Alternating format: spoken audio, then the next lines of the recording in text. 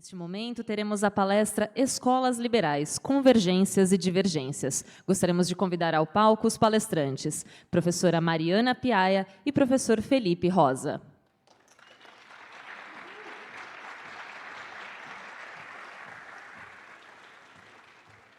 Faremos agora a apresentação de um breve currículo dos palestrantes. Mariana Piaia é doutora em Economia pela Universidade Federal Fluminense, professora assistente do Centro Mackenzie de Liberdade Econômica, e suas pesquisas são desenvolvidas principalmente em duas linhas: sistemas complexos com ênfase em teoria dos grafos aplicada à economia, modelagem de agentes, dinâmica de sistemas, Escola Austríaca de Economia. Felipe Rosa é professor de Processos de Mercado e de Teoria Monetária e Bancária, do mestrado em Economia do Centro de Estudos Superiores Online de Madrid, Manuel Ayal, e da Universidade Francisco Marroquim. Também ministra as disciplinas de Economia Geral e Administração no Sistema de Ensino Gaúcho. É bacharel em Ciências Econômicas e mestre em Economia e Desenvolvimento pela Universidade Federal de Santa Maria. Após a palestra, a coordenadora de cursos, Thaís Batista, fará a moderação das perguntas.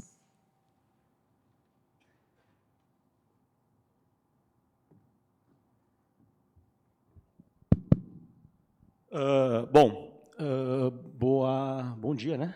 Bom dia. Bom dia a todos. Queria dizer inicialmente que é um imenso prazer estar na 6ª Conferência de Escola Austríaca do Instituto Mises Brasil, conferência ao qual participei lá da primeira, 2010. Eu sempre gosto de fazer esse adendo de um minutinho, porque remete às mais fortes emoções. Eu me forjei economista, acho que a Mariana também, não à toa a gente dividiu esse painel. Eu me forjei economista através do Instituto Mises Brasil, foi fundamental para mim. Então, de certo modo, é um imenso prazer ver o quanto isso cresceu e, acima de tudo, o quão isso se solidificou, né? O quão isso ficou, de fato, grande enquanto escopo, né? De ideias, de pensamento, né? Não ficamos apenas isolados lá, discutindo coisas. Quando nos foi proposto esse painel, a minha Mariana, a gente pensou um pouco isso, né? Se a gente não quer ficar isolado, né? Então, assim, não quer ficar num cantinho lá, falando coisinhas para a nossa seita, como a gente brinca, né? Para a nossa turminha, como é que a gente pode dialogar, né? Uma coisa bastante importante a gente entender, como é que a gente dialoga, né? Ou seja, como é que a gente se insere nesse debate acadêmico ao ponto de conseguir ser ouvido, mas também influenciar nas ideias de pensamento econômico. Isso significa dizer, pessoal, que o escopo da Escola Austríaca de Economia, a despeito de ter ficado, depois da perda do debate lá do Hayek para o Keynes, perdas aqui, perda entre aspas, né?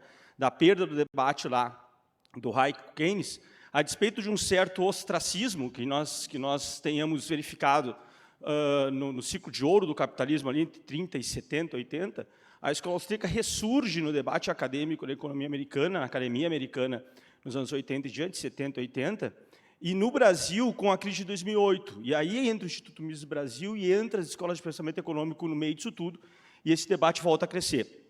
Quando que a gente chegou nisso, então, né? Como é que a gente chegou? Tentando compreender que era fundamental, então, dialogar. Por quê? Porque boa parte do que a gente verificou nos últimos 10, 11 anos, o que está ocorrendo aí, vem um pouquinho também desse processo de dialogar. Ou seja, desse processo de tentar entender o que as demais escolas de pensamento econômico falam e o que é essa escola de pensamento econômico aqui, a austríaca, fala.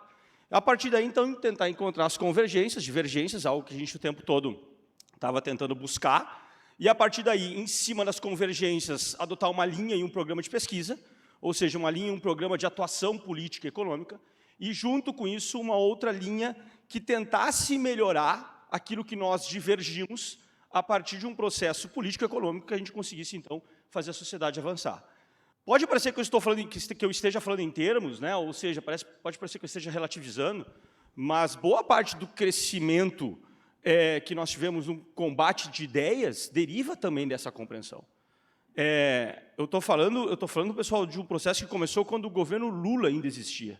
A gente estava no segundo governo Lula, a economia crescendo a mais de 7%, com a eleição da Dilma Rousseff às portas, era abril de 2010, isso. Há 6 meses depois, a gente ia ter o governo maravilhoso da Dilma Rousseff pela frente. Encaramos 5 anos de Dilma Rousseff e não deu mais, ninguém aguentou aquilo. E o fato de a gente não aguentar também vem muito nesse processo. O crescimento do liberalismo econômico vem a reboque do crescimento da Escola Austríaca de Economia. Eu não tenho a menor sombra de dúvidas disso. Então, onde é que eu quero chegar com isso? Eu quero dizer que eu quero chegar no ponto que é o seguinte: a gente puxou boa parte do que está se debatendo hoje na academia brasileira, nos centros de estudos políticos, no Congresso Nacional e também nos demais diversificados eventos que existem, sejam eles acadêmicos ou não. E isso veio também porque a gente aprendeu a dialogar. Eu acho que talvez esteja aí a grande sacada da coisa. A gente dialogou. E dialogar é fundamental. Ou seja, tentar entender que não há problema em tudo, nas demais escolas de pensamento econômico, que há também algumas linhas de convergência, e que, a partir daí, a gente pode, então, avançar no programa de pesquisa, avançar nas ideias liberais e fazer com que elas cheguem no Congresso Nacional. Nós temos hoje integrantes desse instituto atuando em Brasília, atuando em assembleias legislativas, eu sou um destes, e assim por diante. O fato é, pessoal, nós chegamos. E eu acredito que isso não vai mais parar.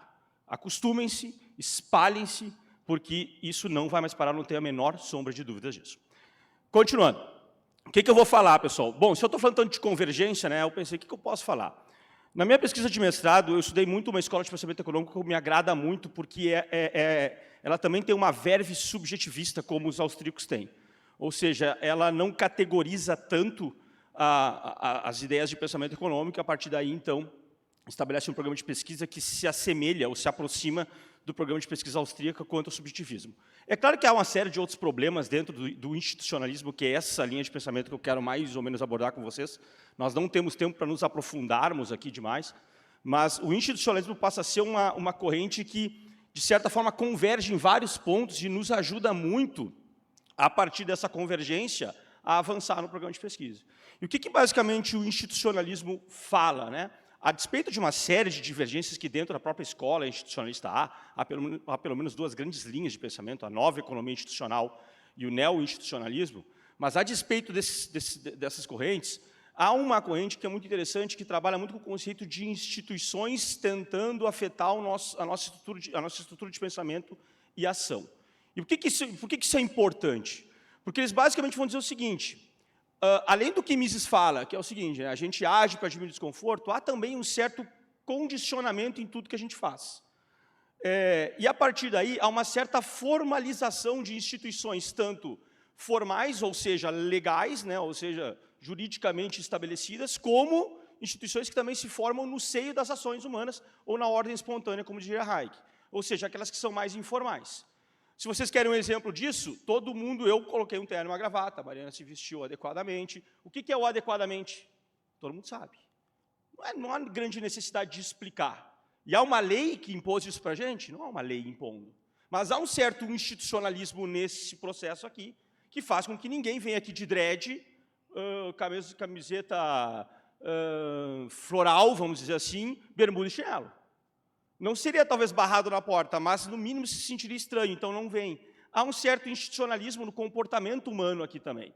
Você deliberou, por óbvio, mas há um certo institucionalismo. Assim como há em outras várias categorias da ação humana. Há um institucionalismo mais formal, aquele que afeta e por nossas ações também é afetado. Esses institucionalismos, geralmente, esse sistema institucionalista geralmente está mais vinculado a sistemas jurídicos e de governos. Então, a gente pode falar, por exemplo, sobre instituições como a moeda. A moeda passa a ser, então, um tipo de instituição.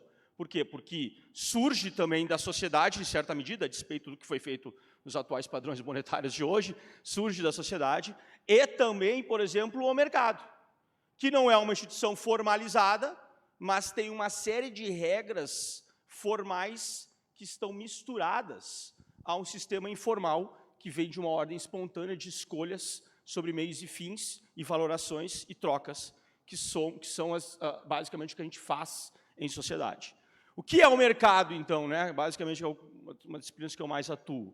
Passa a ser, então, uma rede de troca institucionalizada de forma informal, com influência de instituições formais. Olha que coisa interessante. Significa dizer que a gente tem aqui uma interligação fundamental entre 2 escolas de pensamento econômico. uma escola que fala que essas instituições afetam diretamente a ação humana e, porventura, até condicionam em demasia, e essa é uma discussão bem mais acadêmica, bem mais de fronteira do pensamento econômico, e algumas outras, e uma outra escola que diz que as ações humanas são puramente deliberadas, escolhidas, de forma racional, sem ausência de conhecimento perfeito, ou seja, compostas de incertezas genuínas, que é a ação como definida por Mises. Nós agimos imaginando, porque não temos certeza, pressupondo, porque não temos certeza, que diminuiremos desconforto na tomada de decisão, seja ela qual for. Você vira para o seminário de escola austríaca, para a conferência de escola austríaca, você, quando toma essa decisão, você pressupõe uma diminuição de desconforto. Não faria muito sentido você não fazer isso. Você pressupor um aumento de desconforto. Vou detestar aí, então vou. Não faz muito sentido. Geralmente, você pressupõe que gosta de vir aqui. Talvez você não goste, mas a tomar decisão anterior pressupunha uma diminuição do desconforto. Isso é fundamental que se entenda. Só que, ao mesmo tempo, você vai sendo condicionado por uma série de instituições formais e informais que estão estabelecidas e que, de certa forma, limitam, expandem ou formam também o teu componente de ação. Significa dizer que há aqui uma interligação fundamental de se entender. Ou seja, para onde vai a ação humana, para onde vai os mercados? Qual é a influência de instituições sobre a ordem espontânea dos mercados em determinados sistemas econômicos? Essa é uma pergunta importante para o programa de pesquisa acadêmica, que tem que ser feita, que os políticos deveriam fazer, que também tem que ser feita. Ou seja, instituições formais, vamos pegar as mais formais aí, né? Sistema jurídico, sistema legislativo, os 3 poderes da República. Instituições mais formais moldam ações de forma perversa ou tendem a moldar ações ou influenciá-las de forma mais benéfica? Essa é uma conversa importante. Há livros e mais livros, né? Um dos mais famosos é o Por que as Nações falham, né? Fracassam, que basicamente busca entender um pouco esse processo. E a partir daí, a partir dessa busca de entender esse processo institucional, né, que eu quero me referir, tenta identificar um tipo de determinismo, digamos assim, social. Aqui talvez derive, né, digamos assim, ou esteja o principal elo ela não ser a principal linha de separação acadêmica entre as 2 escolas de pensamento econômico. Enquanto os institucionalistas, vamos dizer, aqui eu só peguei um exemplo, né, acadêmico, mas enquanto os institucionalistas vão identificar nisso algum tipo de determinismo social, os austríacos vão identificar que a ação humana ainda é mais forte ou mais presente no seio da tomada de decisões, ou seja, aquela deliberação misiana é preponderante na tomada de decisão.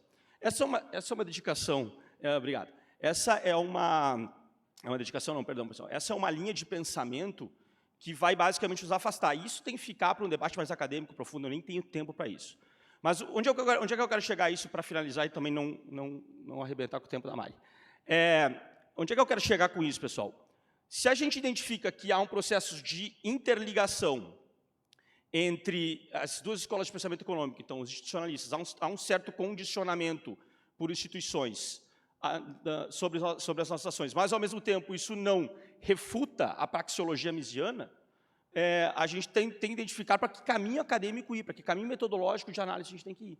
Ou seja, para que tipo de instituições nós temos que formar para influenciar mais beneficamente a tomada de decisão, para tornar a tomada de decisão menos errada e mais correta, ou seja, mais alocativa, no sentido econômico, e menos desorganizadora ou descoordenadora, no sentido lacaniano, por exemplo. Onde é que eu quero chegar aqui?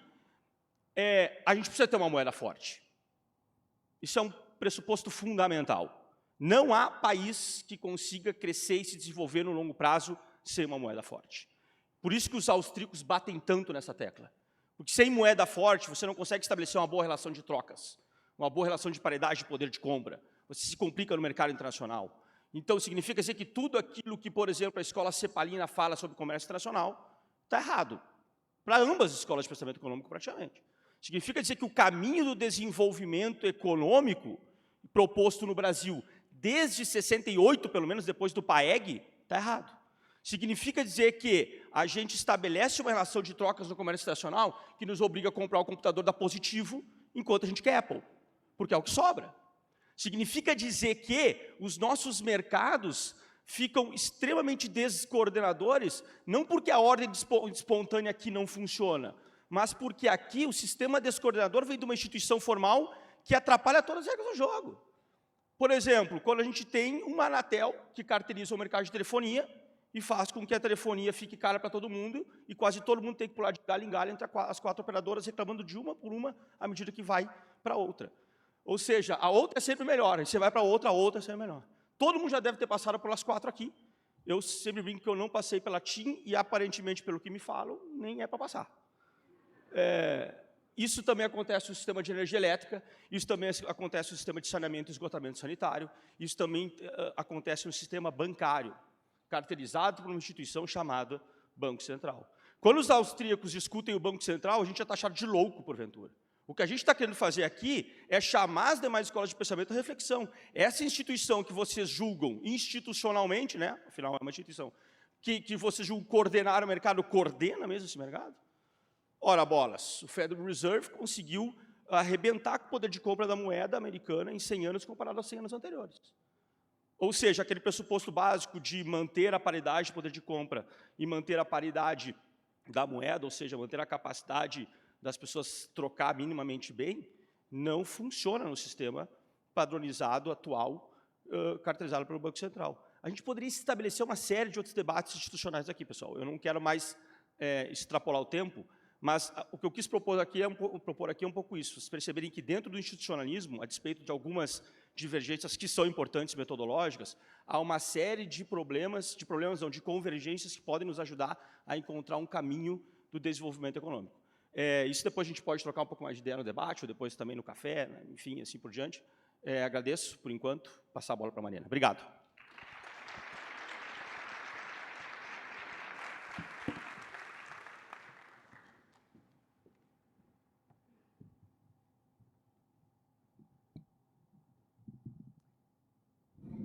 Bom dia. Eu até fiz um roteirinho, porque o Lipe xinga que eu falo demais. Bom, já que ele fez um preâmbulo, eu também vou fazer. É engraçado porque semana passada a Thaís me mandou uma foto. Oi, tá ruim? A Thaís mandou uma foto da 2ª conferência de escola austríaca, e nessa foto tá eu, o Lipe, o Fred e o Matheus Assaf, bem mais magros, o Lipe com cabelo. E nessa conferência, a gente foi na primeira também, e eu me lembro que, como nós éramos os únicos jovenzinhos de lá, porque vocês já estavam lá numa idade... Nós éramos os únicos jovens, o professor Ubiratã chegou para a gente e falou assim, olha, tem esse menino aqui do Rio de Janeiro que ele está sozinho, fiquem com ele. Vocês têm noção de que não tinha ninguém jovem. Aí a gente olha agora para a plateia, a gente vê várias idades, e a gente desse lado, né? Então, emociona. Olha que eu não sou uma pessoa que se emociona muito, e eu confesso que hoje é bonito ver isso, assim.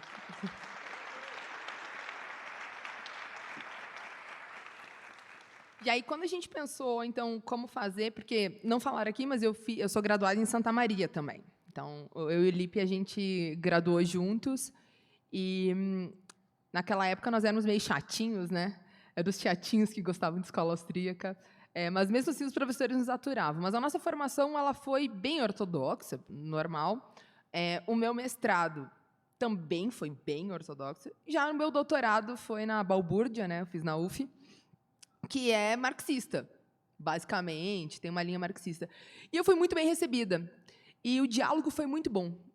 Eu acho que eu cresci muito como profissional por conseguir dialogar com keynesianos, com marxistas, com neoclássicos monetaristas, de uma forma bem aberta. Até porque, como eu sempre falo, eles acham que eu sou uma liberal do bem, né? Que é como eles diferenciam os austríacos dos neoclássicos, por exemplo. E aí a gente conversou assim, o que a gente poderia acrescentar, né, dentro da nossa pequena vivência ainda em escola austríaca e até acadêmica. E aí um ponto que eu tento fazer e que hoje, trabalhando no Centro de Liberdade Econômica, eu consigo fazer, é conversar de fato com outras escolas acadêmicas e tentar dar um passo além da questão de escola austríaca. Então, ontem, por exemplo, no painel da professora Roberta, do professor Scarano, vocês conseguiram ver alguns dos nossos trabalhos aqui, justamente tentando fazer, dando esse passo além, tentando o que a gente pode acrescentar para a discussão acadêmica de fato. E aí, a minha fala vai conversar, então, com a do Lipe, obviamente, com o painel de ontem e com o painel que vai acontecer, que vai falar escola austríaca ontem, hoje e amanhã também. E a minha defesa, basicamente, aqui é que os nossos argumentos de escola austríaca, né, a nossa postura intelectual, ela tem que ser mais aberta. A gente tem que conseguir ser mais humilde no campo das ideias. E aí a gente olha para trás e tenta ver o que aconteceu, né? Como é que foi mais ou menos esse desenvolvimento. Então, sempre quando a gente fala em escola austríaca, a gente começa falando dos originários, né? Dos clássicos, dos proto-austríacos, Kant, Leon Bastiat, ou seja, aquela influência que a gente teve. Depois a gente passa para uma revolução marginalista, em que a gente tem Jevons e Walras indo, né, para um caminho formando a escola neoclássica e Menger formando a escola austríaca, que seria a nossa primeira geração.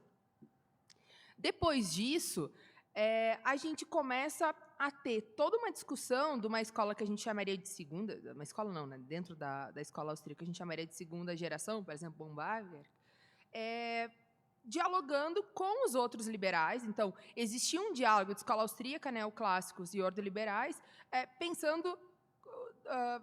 contrapondo com o marxista, ou seja, contrapondo. Então, tinha um grupo de pensadores comprometidos com a análise de livre mercado, dialogando com outras escolas.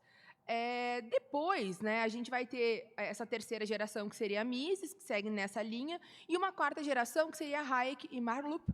E aí, nessa época, começam as ideias keynesianas, então começa a surgir uma outra frente, né, de discussão, e a gente começa a se caracterizar como tradição austríaca. A gente começa a pegar um corpinho mais de nós austríacos, né? Nós temos uma unidade de pensamento, a gente se identifica separado de alguns outros, de algumas outras escolas de livre mercado. Então, nessa época, alguns autores falam que a gente começa, conforme começa a nossa identificação, também começa um caminho de enfraquecimento, não enfraquecimento do pensamento em si, mas perante as outras escolas. Então, começa um estágio meio letárgico, né, de desenvolvimento da escola austríaca. Então, por exemplo, você tem o Hayek, nos anos 50, já se afastando da economia pura e indo para outros campos, de filosofia. Eu estou falando da economia aqui, tá? Indo para a parte mais de filosofia, indo para a parte de ciência política, psicologia. E a escola austríaca vai ficando um pouquinho de lado nesse pensamento, nessa dinâmica. Bom, aí a gente começa a ver, ou tentar ver os motivos disso, porque você tem, por exemplo, em 62, você tem o lançamento do Main Economic State, do Rothbard. Em 73, você tem o Competition, do Kirchner. Então, por mais que tinha esses esforços, a escola austríaca ainda não conseguia, que a gente identifica eles como a quinta geração, né? A gente não conseguia ganhar força. E aí a gente ganha uma notoriedade em 74 com dois eventos muito importantes. O primeiro evento é o Prêmio Nobel para o Hayek, e depois a gente tem aquela conferência juntando vários austríacos importantes dessa quinta geração para discutir. Bom, aí tem um pontapé. Então, nos anos 70, a gente ganha essa robustez. Só que, conforme a gente ganha essa robustez, a gente também vai tendo alguns problemas que vão surgindo internamente na escola austríaca. Então, a gente vai ter um grupo de simpatizantes que vão seguir meio aquela filosofia do Friedman, né? Não existe economia austríaca, mainstream, existe a boa e a ruim. E a gente vai ter uma outra galera que vai estar mais preocupada com a raiz, ou seja, com a fundamentação. A gente está preocupado em defender a escola austríaca, a gente está, né, querendo fazer uma coisa mais purista. Que aí a gente pode ver, por exemplo, nos trabalhos, por exemplo, do professor Salerno, né, que gosta de sempre identificar uma pureza, né, da escola austríaca, então prega para a gente diferenciar Hayek de Mises e de todos os problemas que a gente tem dessa homogeneização, que para ele não é tão visível assim. Só que, mesmo a gente tendo essas tensões, ou seja, esses momentos bons e ruins, essas brigas internas de escola austríaca, porque nessas novas gerações a gente vai ter o Instituto Mises lá no Alabama bem fechado, ou seja, com esse pensamento mais purista, mas a gente também tem desenvolvimentos da George Mason, da New York University, tentando colocar a escola austríaca no meio acadêmico normal. Normal é ótimo, né? Mas tentando criar os diálogos, né? E aí a gente também, se você colocar no Wikipedia, né, vai aparecer o professor Barbieri, também como um da 7ª geração. Aparece lá. Que também está fazendo esse esforço de diálogo com outras escolas do pensamento. E aí, por mais que a gente tenha, então, essas tensões internas, e a gente se volta, né, para a escola austríaca, a gente começa a fazer um desenvolvimento mais interno, a gente começa a construir, que é positivo, né, mas a gente começa a construir um muro. Por vezes, esse muro é baixinho. Né, os austríacos conseguem um murinho, assim, tranquilo. A gente dá um pulinho para cá, um pulinho para lá, a gente consegue. Só que tem outros austríacos que constroem um muro alto, né? Aquele murão, arame farpado, bota a guardinha, porque o que mais tem é a guardinha desse muro. Tá? É o que tem. Então, constrói aquele muro alto da escola austríaca, um bando de guardinha falando isso não é pesquisa austríaca, isso é pesquisa austríaca. Ou seja, controlando quem está do lado de cá e quem está do lado de lá. E eu não vejo isso como saudável, né, para o desenvolvimento.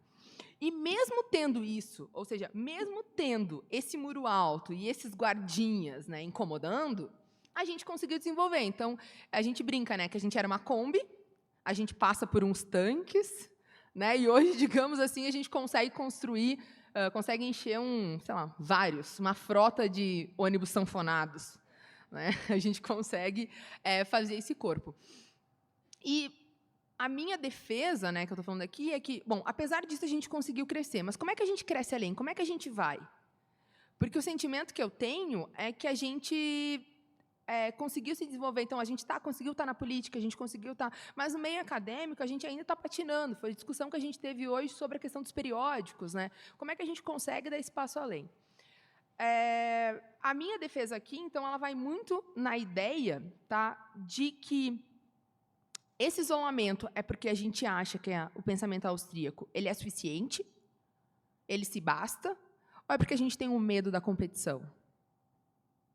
Qual que é o problema? Né?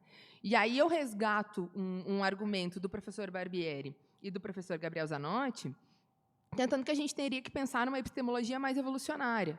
A gente teria que considerar que a gente só cresce no combate de ideias, na comparação, usando as ideias. Então, a gente não consegue ter ideias novas simplesmente no nosso mundinho fechado. Então, eu trabalho com redes, né? A gente diz que é bom ter clusters, mas quando você está dentro do cluster, você não consegue ter influência nova. Você se solidifica, mas você não consegue criar nova informação dali. Então, você precisa dialogar com outras escolas do pensamento. E aí surge a ideia de competição, né, da competição de ideias. Então, por que não pensar no acadêmico como um empreendedor intelectual? Por que não pensar o mercado de ideias como um mercado? E nós, empreendedores intelectuais, nossa, a gente também está lá tentando pegar as oportunidades até então não percebidas. A gente está alerta, a gente precisa estar consciente desse mercado. E a gente não consegue estar consciente desse mercado se esse mercado for protegido. Então, é até meio contraditório, porque os austríacos adoram competição e livre mercado, mas nas ideias, não. Nas ideias, eu quero protecionismo total, é só a minha que presta, e quando você confronta, aí não está legal. Então, vamos tentar ter mais uma unidade de pensamento e querer competição e querer melhor em todos os campos, até no campo das ideias. E aí, dessa vertente, né, vem o que o professor Peter Bethke defende, que seria essa mainline economics, que a professora Roberta também falou, que é fundamentada em 3 grandes pontos, porque a gente não tem tanto contato com essa linha aqui no Brasil. Que o primeiro é que os seres humanos têm desejo natural de trocar uns com os outros, e essa troca é processo. O segundo é que esse processo, né, essa troca, ela é influenciada pelo meio institucional, de alguma determinada forma. Então, você tem resultados diferentes dependendo do arranjo institucional que você tem. E as diferenças institucionais são também produto dessa troca. E essa troca, a gente não pensa só como uma troca no mercado, normal, mas a gente também tem que pensar numa troca de ambiente político. E aí a gente abre o diálogo com public choice, a gente abre um diálogo com nova economia institucional e a gente abre um diálogo com economia comportamental. E aí a gente consegue criar mais robustez da teoria. E aí eu trouxe 2 exemplos, né, que seria, bom, a gente está querendo, eu estou criticando aqui, né, que a gente não pode ficar fechadinho, então como é que a gente tem que ser? Como é que a gente tem que dar o passo? E aí o primeiro passo é numa discussão entre operacionalidade, né, e a subjetividade, né? Até num texto do professor Moreira, ele fala, a gente quer estar precisamente errados ou genericamente possivelmente certos? Qual que seria essa ideia? Como é que a gente quer estar? O que a gente quer fazer? Então, a gente quer operacionalizar no máximo, a gente quer aquele modelinho fechado, ou a gente quer ficar lá só nas ideias? Tal? Então, a ideia aqui é usar um argumento da escola austríaca, que é a complexidade, e tentar casar essa teoria da complexidade com a moderna teoria da complexidade, que vai nessa análise de redes, de dinâmica de sistemas, de modelagem de agentes, que foi a minha tese. Então, na minha tese, eu tento construir, que é o primeiro exemplo que eu vou dar aqui para vocês, eu tento construir um diálogo entre a complexidade de Hayek, a complexidade de Lachmann, porque Lachmann usa a estrutura do capital para apresentar esse conceito de complexidade, e a moderna teoria da complexidade, pensando em estrutura de redes. Por quê? Porque a estrutura de redes ela tem vários elementos do que Hayek teorizou. Então, você tem o comportamento individual, além do comportamento individual, você vai ter então, um nível micro e um nível macro, né, com uma emergência. Então, a gente consegue ter bastante correspondência com a análise de redes. Espero que seja bem familiar com todo mundo. A análise de redes são aquelas bolinhas com os risquinhos. Essa é a análise de redes, basicamente. Então, a gente começa a ter o desenvolvimento de uma possível operacionalização da complexidade e uma possível matematização em algum nível da escola austríaca. Né? Vejam bem. Eu vou falar mais um pouquinho. Vejam bem, não é uma operacionalização restrita, fechadinha, né? Ela é pensada. Eu posso falar depois mais nas perguntas, façam perguntas disso, que daí eu consigo discorrer mais dessa linha. Um outro exemplo que eu quero dar para vocês, porque ele peca, essa minha pesquisa de doutorado, ela peca na questão da subjetividade. Eu não consigo inserir esses conceitos de subjetividade tão forte. E aí, um outro exemplo seria o nosso projeto, que é da professora Roberta, do Scarano, do Lucas Freire, do professor Vladimir e meu, que a gente até conseguiu o financiamento da Atlas, de tentar ver o ciclo político brasileiro. Em que sentido ver o ciclo político brasileiro? Tentar ver o processo de intervenção e desintervenção usando os argumentos do Ikeda. O argumento principal é que, olha, lembra que Mises falou que se a gente chegasse na terceira via não ia ser insustentável porque ia ser tudo socialismo? Parem com essa bombagem, porque não é tudo socialismo, não. Tá? Ficar chamando tudo de socialismo desqualifica o que, na verdade, é socialismo. Mas a gente tem uma estrutura de meio termo. A gente está vivendo essa estrutura de meio termo. Então, por quê? E aí o Ikeda usa a Tassi e a teoria de Hayek para falar que a gente tem momentos de aumento de intervenção e momentos liberalizantes. Ele fala assim, olha, tá certo, uma intervenção gera resultados negativos que gera outra intervenção. Então, a ideia da espiral intervencionista está certo. Só que esses aspectos negativos, às vezes, são tão grandes que geram uma crise. E essa crise gera demandas liberalizantes. Então, a gente vai ter um ciclo. Tá? Não precisa sempre voltar para o mesmo nível, mas a gente tem picos de intervenção com crises e a gente tem momentos em que a gente tem. É intuitivo a gente pensar isso. E aí a gente vai analisar isso para o Brasil de 1989 até hoje. Como é que se deu? E aí, analisando, basicamente, algumas áreas.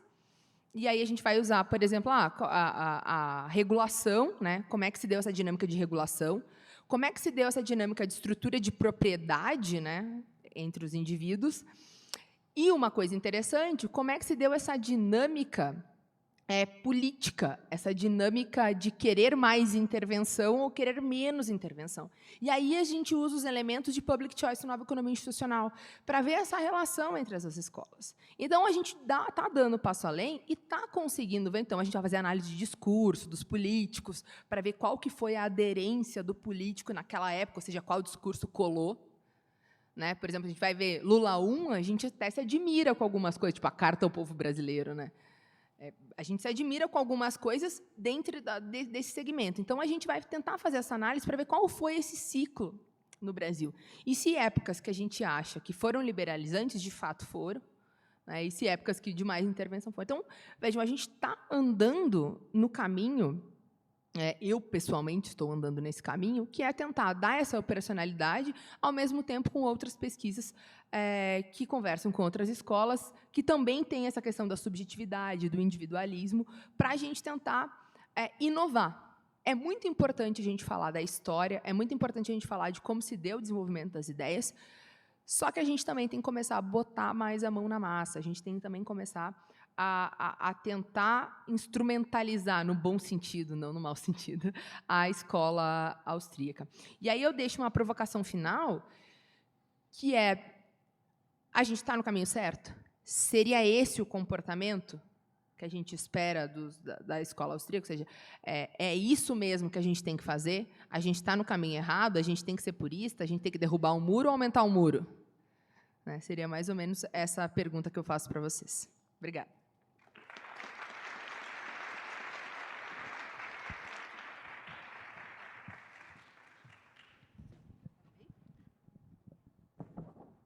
Bom dia, pessoal. Obrigada, professores. A gente tem aqui algumas perguntas e eu vou começar com você, Felipe. Manda. Vamos lá. Quais são os principais autores da escola institucionalista? Tem vários, né? Commons, Mitchells, North, Douglas North. Eu recomendo particularmente 2, os que eu mais me aprofundei no mestrado. Acredito que vale muito a leitura deles. O Jeffrey Hodgson tem uma vasta bibliografia, é muito difícil ler toda a bibliografia do homem, porque ele é muito produtivo, mas ele tem pelo menos uns 5 ou 6 papers, e tem um livro muito bom chamado Instituições, Mudança Institucional e Economia, que vale muito a pena ler. Estou traduzindo, tá? Porque eu acho que esse livro não tem tradução. E o Malcolm Rutherford. Esses 2 são ótimos porque eles dialogam muito com os austríacos, justamente. Também com Mises, porque o diálogo, geralmente, né, Mari, se dá muito na academia com Hayek. Né? O Hayek é o Nobel, enfim, se dá muito mais com ele. O Kirchner também tem ótima instrução e tal, mas, geralmente, o Mises é meio escanteado. Esses caras não escanteiam o Mises. Assim como o Caldwell, no pluralismo metodológico, não escanteia. Então, depois que você começa a ler eles, não sei quem perguntou, mas depois que você começa a ler eles, você vai percebendo que há um longo debate acadêmico americano de ótima convergência entre essas escolas para a melhoria epistêmica do programa de pesquisa, uma série de coisas muito bacanas, assim. Então, eu recomendo muito esses 2, principalmente. Tá bom. Aproveitando sua deixa, pessoal, quem estiver mandando pergunta, mande sua pergunta e o nome para a gente falar de quem é a pergunta, que ajuda bastante. Agora, para Mari, teve uma pergunta sobre redes. Aonde que surgiu os estudos de complexidade utilizando redes?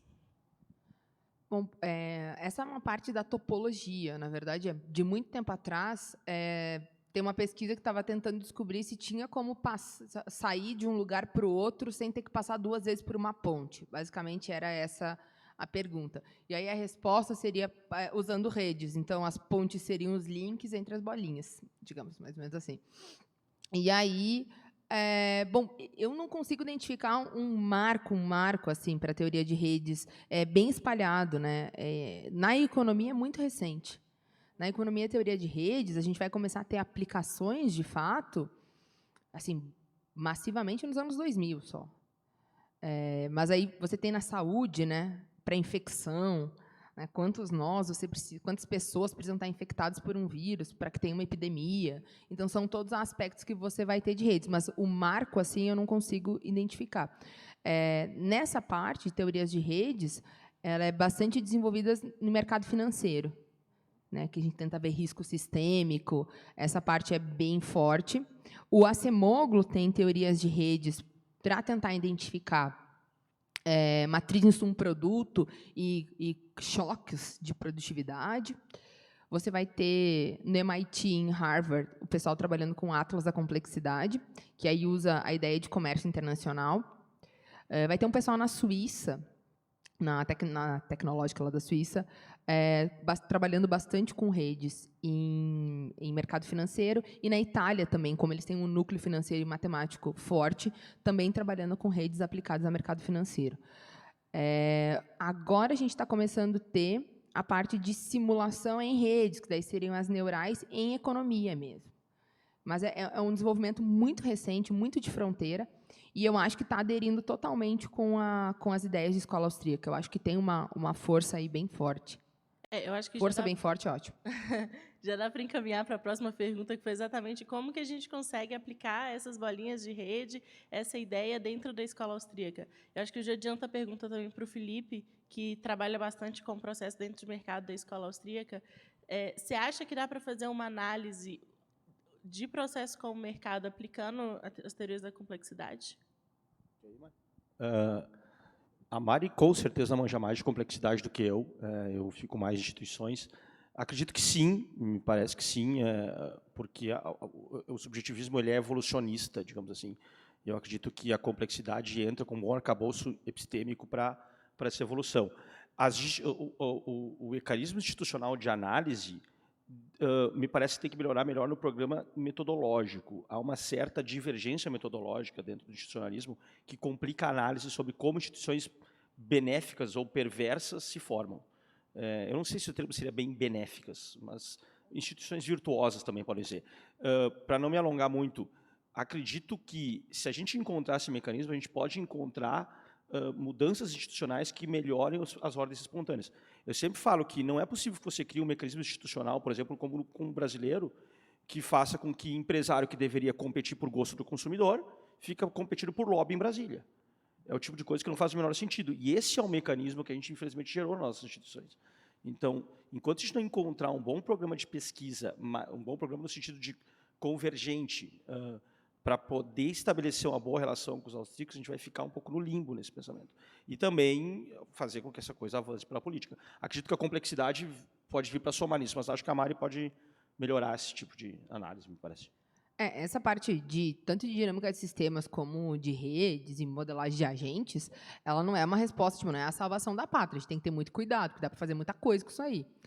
Mas, por exemplo, o que eu apliquei?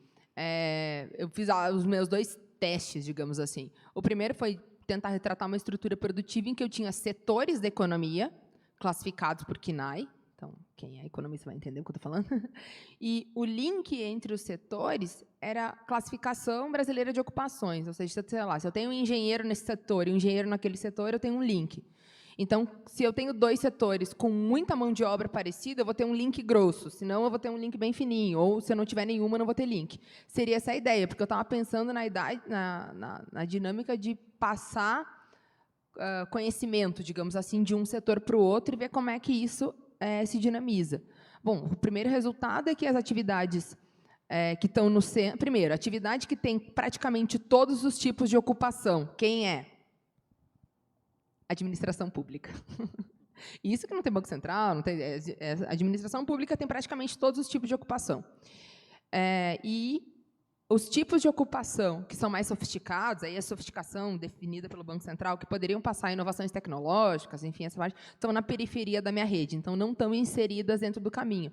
Então, quer dizer que se eu tiver uma inovação tecnológica num setor que está na periferia da rede, dificilmente esse conhecimento vai conseguir adentrar essa rede, porque eles estão isolados. O outro teste, né, que eu fiz foi de... Estrutura financeira não é bem a maneira correta de falar, mas, na verdade, eu fiz uma rede de relações de propriedade no mercado de capitais. Então, basicamente, quem tem ações de quem.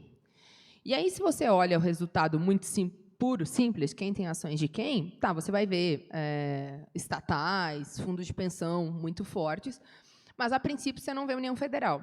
Aí, quando eu aplico uma integração de redes, lá, um negocinho matemático, a gente vê indiretamente quem tem ações de quem. E aí, a União Federal aparece muito forte. E quando a gente vê relações de controle, e se a gente ponderar ainda pelo valor de mercado, União Federal aparece detendo 13% do poder do mercado de capitais. E aí você quer desenvolver o mercado de capitais, você quer desenvolver a sua economia baseado no Estado. E isso que BNDES não está dentro, Petrobras não está dentro, são todos elementos separados. Tá? Por exemplo, o Estado de Minas Gerais aparece como um dos maiores controladores, porque ele tem a CEMIG e a CEMIG tem um monte de coisa. Então, você quer desenvolver isso, então você identifica quem são os big players. E aí a gente recorre, por exemplo, à teoria do Lachman, que o Lachman vai falar, olha, você está desvirtuando, né? Você tem os planos de produção, eu falei ontem sobre isso, você tem os planos de produção, e aí, num desses planos de produção, a tomada de decisão, ou seja, o mecanismo institucional que deveria mostrar quem são as melhores, piores empresas, acaba sendo desvirtuado, porque você tem um Estado tomando conta desse tipo de mecanismo. Então, é uma forma de ver, ou seja, você consegue pegar os dados, fazer uma aplicação para mostrar, olha, tem razão. Claro, para um austríaco puro, você não precisa fazer isso, mas se você quiser dialogar com os outros, você precisa ter esse nível de operacionalidade. Eu acho, só rapidinho, Tata, eu acho que é importante que a gente também, eu sempre faço essa provocação muito com o pessoal lá na pós-escola austríaca, que a gente consiga desenvolver nas teorias de processos de mercado nossas, alguma análise de mais de curto, médio e longo. Porque a gente bota tudo meio na mesma toada, a gente bota tudo meio no mesmo balaio, e a formação de expectativas no curto, médio e no longo não é a mesma. Não que o Lachman já não tenha dito isso, não que o Keynes já não tenha dito isso, mas talvez a gente peque por uma falta de formalismo acadêmico nesse sentido, para que a gente consiga melhorar o programa de pesquisa também. Acho que é fundamental. E eu acho que assim, após o MIS, ela está tentando justamente mostrar esse tipo de coisa. Por exemplo, esse ano foi o primeiro ano que teve um módulo de introdução à economia, que é tentando mostrar essa parte mainstream, ou seja, os austríacos eles não conhecem nem o que eles estão criticando por muitas vezes. Então a gente cria esses espantalhos e começa ficando conversa de maluco. E aí a gente acha que a gente não pode usar nada de neoclássico, nada de... Né? Não dá, gente. Não dá para ter conversa de maluco. Então, conversa de maluco a gente tem no bar, mas no ambiente de pós-graduação, aqui, a gente precisa ter uma conversa um pouco mais séria, um pouco mais qualificada. Então, não é que todo mundo tem que saber tudo de economia, mas se não sabe, né, fica caladinho. Tem que saber os básicos, né?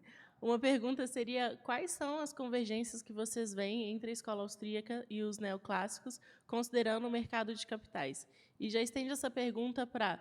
Tem pouco assunto, tem pouca pesquisa nessa área. Vocês acham que é porque tem pouca convergência ou porque simplesmente é falta de pesquisador interessados nessa área? Não acho que seja pouca convergência e nem pouco interesse. O que falta é tempo. Geralmente, quem trabalha com finance tem uma dificuldade muito grande de parar, sentar e montar um programa de pesquisa em que consiga encontrar convergência. Quem começa a se enfiar na política começa também a sentir uma dificuldade muito grande de você, academicamente falando, de fortalecer, robustecer a tua análise para poder melhorar o teu sistema. Desculpa, mas quem começa a dar aula também tem que fazer muita aula. Exatamente, fica difícil. E aqui entra uma dificuldade muito grande. Tem um professor da Federal do Paraná chamado Lucas Almeida, se não me engano. Muito bom ele, por sinal. Era bom lembrar o nome do jeito, eu estou ruim de nome hoje. Felice. Ele trabalha muito com esse conceito, por que a gente dificulta a aproximação universidades e mercado e universidade, empresa e escola, como ele fala, está na mesma, para que esse tipo de coisa surja, né, que a gente consiga encontrar uma maior similaridade de ilação entre os dois processos, para que, de fato, as instituições de mercado melhorem isso. Não acredito que falte convergência, acredito que falta tempo, literalmente, porque as coisas estão muito afastadas. E eu acho também que um ponto por que a gente não tem, eu acho que a gente teve um desenvolvimento da escola austríaca, como eu falei no início, muito voltado para dentro. Né? Aqui no Brasil, especialmente, essa necessidade da gente estar... bom, primeiro tem pouco acadêmico mesmo, mas essa necessidade da gente estar interagindo com outras escolas, né? Bom, tinha algumas pessoas isoladas, mas agora que a gente está tentando dar mais isso. Escopo, E aí eu acho que falta gente mesmo, né, nesse âmbito acadêmico mesmo. Uma perguntinha rápida foi, tem gente perguntando onde que encontra a sua tese para ler, sobre complexidade. Como eu fui bolsista CAPES, ela é de domínio público, então eu acredito que já tem na internet, mas eu posso mandar para o Mises e vocês passarem. A gente publica. Já deveria ter feito, Mariana. Incompetência, né? Incompetência. Uma outra pergunta do Júlio Azevedo é como vocês enxergam as perspectivas de aplicação da escola austríaca na política brasileira? Talvez para o Lipe, que já está um pouco mais por dentro. E eu sou cética, né? Assim, é claro que há um problema grave quando os austríacos dizem assim, não se meta, né? Não faça, não intervenha, não é você que tem conhecimento para fazer coisas, né? E claro que o político não quer ouvir isso. O que o político quer ouvir é o que eu devo fazer? Me diz aí. Então, claro, a gente diz não deve fazer nada, talvez. Então, claro que, digamos assim, metodologicamente falando, talvez o papel seja pequeno, mas não é. Basta você fazer cortesias acadêmicas, vamos dizer assim, para que você consiga encontrar um processo. A democracia é lenta, né? Não adianta você imaginar que a gente vai conseguir passar de um governo centralizador e intervencionista para um governo liberal austríaco, vamos dizer assim. A gente precisa de um processo de transição. E não dá para imaginar que a gente só vai poder entrar no governo ou entrar na política quando chegarmos nesse ponto. Se a gente não fizer o meio, né, epistemologicamente falando, ou seja, se a gente ali não tiver um processo teleológico de ação, nós não vamos conseguir nos infiltrar e não vamos mudar a política e não vamos mudar as instituições que moldam, em certa medida, influenciam as ações humanas. Então, assim, acredito que há muita correspondência, sim, há muita coisa a se fazer com o mecanismo de mudança institucional lenta, gradual, entendendo isso. Se você for um cara, como a Mari falou, fechado, que tem dificuldade grande de estabelecer conversa, de dialogar, aí não, de fato, você vai ter dificuldade de entrar na política. Mas se você tiver a capacidade de entender o processo e fazer ajustes, é plenamente viável. Só vou dar um pitaco. Uma coisa que a gente tem que ter muito claro também aqui são dos papéis, né? Não tem que esperar que todo mundo seja político, todo mundo seja acadêmico e que tudo bem. Não. Eu acho que é muito importante a gente ter Tem pessoas que são os dois, tipo o Lipe, né? Que trabalha com política e é um acadêmico também, mas também tem pessoas que estou mais na academia, e eu acho que o meu papel justamente é ser bem crítica, independentemente dos elementos. Então, você vai ter que ter pessoas que têm que mostrar qual que é o parâmetro, né? Que tem que ser... O Hélio me xinga de Torre de Marfim. Mas eu acho que faz parte você ter um grupo de acadêmicos que estão lá mesmo para mostrar os pontos. Então, é importante você ter o radical, é importante você ter o ponderado, é importante você ter o político, para a gente ver qual que é o espectro dessa interação. Uma coisa rapidinho, Thaís. A gente estava numa discussão sobre IPVA lá no Rio Grande do Sul, e aí, no meio do brainstorming, assim, alguém falou, mas tinha que acabar com o IPVA. Sim, eu sei. Todo mundo sabe que tem que acabar. É um imposto injusto, não faz o menor sentido. Ele ainda por cima já no mecanismo de transmissão errado, porque as pessoas pensam que é arrecado para arrumar estrada. E é o imposto contraprestacional, não tem essa vinculação. Mas as pessoas pensam, é um imposto que está errado em todas as formas. Tá, mas não tem como acabar com ele. Então, vamos tentar encontrar um mecanismo para ir infiltrando esse tipo de coisa na sociedade. Mas eu tenho que estar ali para dizer que tem que acabar. Tem que dizer que tem que acabar. Isso é importante. A gente tem algumas perguntas que estão indo na mesma linha, então vou fazer ela em 2 cenários. Estão perguntando muito como que a gente faz esse diálogo com marxistas e com outras escolas que não são tão próximos da gente. E o outro lado da pergunta é como a gente mantém um diálogo com austríacos puros quando a gente tenta criar uma sinergia, uma convergência entre as escolas liberais. Bom, primeiro é ter que estudar, né? Não tem muito segredo. Você não vai conversar com marxista se não souber a linguagem deles. Você não vai conversar com keynesiano se você não souber a linguagem deles. E aí, é uma coisa que a gente sempre fala aqui, né? Me dá medo quando eu vejo todo mundo chamando de tudo socialista. Chamam keynesiano de socialista, chamam todo mundo de socialista. E aí, quem é quem? Estudam mal o keynesianismo, né? Torce muito as então, assim, eu sei que para efeitos de retórica é bonito falar, que é legal, e soa bem, e tem toda essa dinâmica, mas se você quer, de fato, dialogar, não é. Então, primeiro tem que estudar. E, novamente, essa questão do austríaco puro e não puro, se a gente pode chamar assim, eu não vou ser sangue puro, né? Então eu não posso. Eu acho que é importante também que tenham os puristas, né? Da mesma forma que eu falei desse aspecto da política, é importante que você tenha pessoas que vão defender uma linha pura e tem muitas coisas legais que surgiram de diálogo dentro da escola austríaca justamente por uma briga, né, não, essa interpretação não serve, não, ela serve sim, por causa disso, veja. Então, você tem uma dinâmica. Então, assim como tem que ter uma competição de ideias da gente com os outros, né, e dessa interação, acho que dentro da escola austríaca também tem que ter. Se você for olhar, por exemplo, os pós-keynesianos no Brasil, que a gente acha que é uma unidade, não é. Né? Você vai ter uma galera ali brincando com simulação, a galera do Oreiro, por exemplo, né? Nessa linhagem, você vai ter outra galera super próxima aos marxistas. Então, você tem também nuances dentro das outras escolas. Né? Os marxistas brigam entre si. Né? Tem aqueles marxistas que têm que ficar só lá naqueles estudos antigos e tem alguns outros marxistas que tentam fazer aplicação do marxismo. Né? São os neomarxistas. E aí parece uma briga muito parecida com a nossa. Vamos me vaiar daqui a pouco, né? Mas é entre o que é o verdadeiro marxismo, né? Então, essa coisa do verdadeiro, quem é mais liberal, quem não é liberal, cansa um pouco, né? A gente tem que ver em qual esfera a gente está dialogando e tentar estudar, bom, que segmentos eu tenho aqui e onde eu está a minha postura dentro desse segmento, seja na política ou na academia. Eu vou ser também um pouquinho mais duro até. Eu acredito que o marxista que é radical e não dialoga, e eu também conheço, vou botar aí austríacos que viraram anarcapitalistas, que sejam radicais, que não dialogam, com todo respeito a essa turma, eles ficam na fronteira, na periferia. Ficam na periferia. Quem decide as coisas do mundo é quem converge, quem dialoga. Quase todo mundo que eu conheço que não dialoga, seja de um lado, seja do outro, está isolado num canto em casa, xingando, ficando frustrado. Vai ficar frustrado a vida toda. Porque você não vai ser ouvido se você não dialogar. Autoajuda com Lee. Com nível coach, está em moda. Porque é isso, entende? Se você não dialoga, os marxistas naquelas salas todas pichadas, com 8 pessoas em roda, conversando só eles.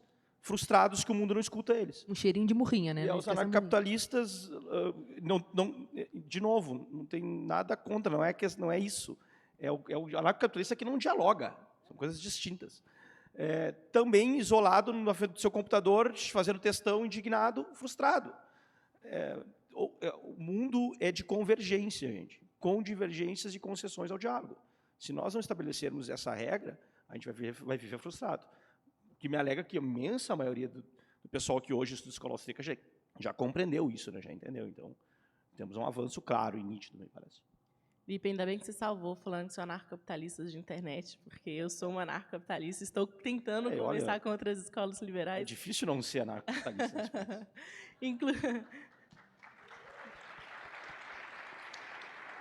Inclusive, aqui tem vários alunos da nossa pós que também são e estão aprendendo, empolgados em saber outras escolas. A gente lê a anatomia do Estado, né? Virar anarcapitalista. Então, a gente tem uma pergunta do Caio Barcelos. Se você acha que o institucionalismo é uma ponte entre o conservadorismo e o liberalismo? Ótima pergunta. Acho que do conservadorismo que eu chamo de boa estirpe. O conservadorismo não reacionário. O conservadorismo que entende que a sociedade vive por padrões. O liberal que não entende padrões também vira um liberal frustrado. Porque a sociedade é padrão, gente. Não estou dizendo que os padrões são sempre perenes. Os padrões mudam, mas o padrão sempre existe. Nós não vivemos no caos relativista. Do contrário, não teria como agir. A discussão lá, que eu sempre faço aos críticos de Mises na praxeologia, quando eles não compreendem o papel da empiria na praxeologia. Dizendo que o Mises rechaça a empiria. Isso é uma falácia. O Mises entende a empiria no processo de causalidade na tomada de decisão. Isso é fundamental que nós entendamos. Por quê? Porque padrões existem, eles ajudam a gente a diminuir incerteza, a tomar decisão mais acurada, a acertar mais do que errar. Como os padrões mudam, se a gente pega bem essa institutional change, naquele momento ali, né, como os institucionalistas falam, naquele momento ali, talvez há um certo distúrbio que dificulte a tomada de decisão. Mas é específico, não é um sistema que se prolifera ao longo do tempo. Então, o padrão é fundamental. O conservadorismo fala muito de padrão, é por isso que eu estou dizendo isso. Então, quando você compreende isso, é uma ótima ilação para você estudar mais conservadorismo de boa estirpe. Me parece que sim, é uma ótima convergência. Muito obrigada. Muito Valeu. obrigada, Felipe. Muito obrigada, Mariana. Obrigada. A gente vai...